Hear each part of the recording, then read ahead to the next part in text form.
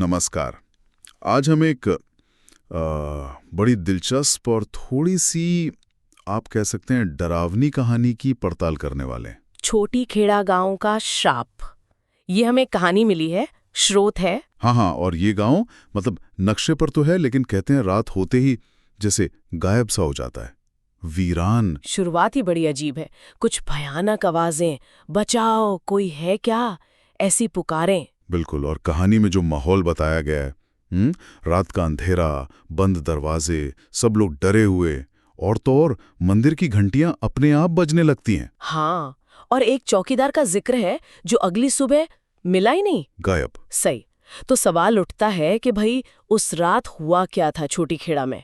क्या ये सिर्फ डर था या कुछ और ही था? और इसी सवाल का जवाब ढूंढने कहानी में एंट्री होती है रवि की, एक यूट्यूबर। हाँ, आजकल का ट्रेंड है ये, ऐसी जगहों को एक्सप्लोर करना। हाँ, तो उसे एक गुमनाम चिट्ठी मिलती है। छोटी खेड़ा आने का बुलावा, ये थोड़ा अजीब नहीं लगता?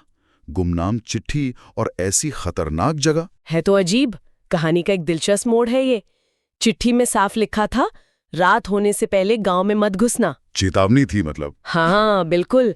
पर रवि जब पहुंचते हैं, कहानी बताती है गांव बिल्कुल वीरान पड़ा है। सड़कें सुनसान, पेड़ अजीब तरह से झुके हुए, और वो दरवाजों पर लाल सिंदूर के निशान। हाँ वो निशान, ये थोड़ा पारंपरिक डरावना टच देता है कहानी को। रवि ने पूछा भी एक बुजुर्ग से कि ये निशान क्यों हैं, तो जवाब क्या मिला? जवाब भी डरावना था कि ये निशान बचाने के लिए हैं। उससे हाँ, उससे बचाने के लिए जो रात में किसी को नहीं छोड़ती। ये उससे कौन है ये शुरुआत में नहीं बताया गया, रहस्य बना रहता है। लेकिन रवि तो ठहरे यूट्यूबर, शायद कंटेंट के लिए या पता नहीं बहादुरी में उन्होंने चेतावनी को नजरअंदाज कर दिया। और यहीं से कहानी तेजी से बदलती है।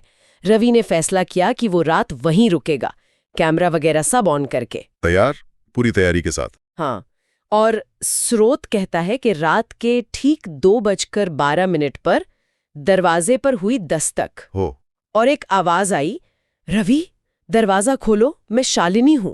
शालिनी, ये नाम पहली बार आया कहानी में? बिल्कुल, एकदम चौंकाने वाला।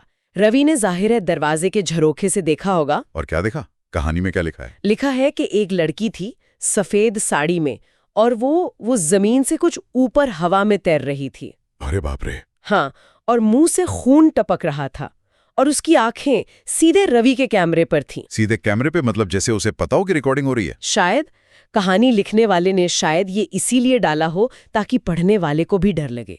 ये तो उस बुजुर्ग की बात सच होती दिख रही है। बिल्कुल। अगली सुबह रवि और जानने के लिए गांव के पुराने मंदिर पहुंचते हैं, जो 50 साल से बंद पड़ा था। 50 साल से बंद? हाँ, और एक और अजीब बात, मंदिर का भारी दरवाजा अपने आप खुल गया। अपने आप? ये तो मतलब अलौकिक घटनाएं हो रही थी। हाँ, इशारा उसी तरफ है।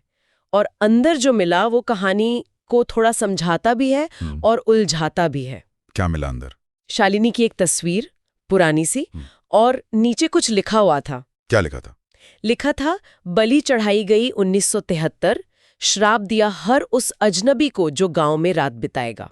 1973 बलि, तो मतलब ये कोई आत्मा है जो बदला ले रही है? कहानी तो यही बताती है, एक दुखद अतीत, एक भयानक श्राप, और साल का जिक्र से थोड़ा ज्यादा सच्चा सा बना देता है। लेकिन इतना सब जानने के बाद भी रवि रुका नहीं, रिकॉर्डिंग जारी रखी। शायद उसे लगा कि वो इस राज को दुनिया के सामने लाएगा, पर फिर आई वो आखिरी रात, कहानी का क्लाइमैक्स। रात के 3:03। हाँ, क्या हुआ तब? चीजें बहुत तेजी से बिगड़ी। कहानी कहती है तापमान अचानक गिर गया, ठंड बढ़ गई। हाँ। कैमरा गड़बड़ करने लगा, जैसे आजकल होता है ना, ग्लिच। डिजिटल दुनिया में भूत का असर। कुछ वैसा ही।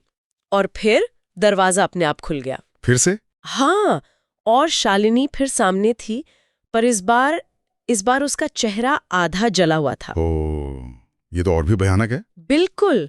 और उसने कहा, अब तू मेरा हिस्सा है रवि, तेरे कैमरे में अब मेरी कहानी बंद है। तेरे कैमरे में कहानी बंद है, इसका क्या मतलब हुआ? पता नहीं, क्या श्राप अब कैमरे के जरिए फैल सकता है, या रवि खुद उस कहानी का हिस्सा बन गया? बस इसके बाद रवि की चीख सुनाई दी। और फिर सुबह क्या हुआ? सुबह रवि गायब था। गायब? हाँ, सिर्फ उसका कैमरा मिला, जला हुआ, और उसकी स्क्रीन पर बार बार एक ही चीज लिखी आ रही थी, मैं आई हूँ, मतलब मैं आई हूँ। कहानियां खत्म हो जाती है एक तरह से, पर रहस्य तो वहीं का वहीं है। बिल्कुल। तो छोटी खेड़ा का सच क्या है? क्या ये सब सच है? कहानी के आखिर में बताया गया है कि ये सिलसिला रुका नहीं है। आज भी अगर कोई रात में गांव की सीमा में जाता है तो या तो वो गायब हो जाता है, या फिर उसके YouTube चैनल पर एक अनजान वीडियो अपलोड हो जाता है। हाँ, ये आज के जमाने का ट्विस्ट है। श्राप अब डिजिटल हो गया है शायद, गांव से निकलकर वर्चुअल दुनिया में। कहानी का अंत खुला है। हाँ। तो छोटी खेड़ा का रहस्य बना हुआ है, गांव है, कहानी जिंदा है, पर अंधेरा होने के बाद वहां वाकई में क्या होता है ये कौन जाने। सोचने वाली बात यह भी है कि क्या ऐसी कहानियां या श्राप वक्त के साथ अपना रूप बदल लेते हैं? बिल्कुल। जैसे इस कहानी में कैमरा और YouTube आ गया। ये एक सवाल है। बिल्कुल, एक सवाल जो शायद अनुत्तरित ही रहे।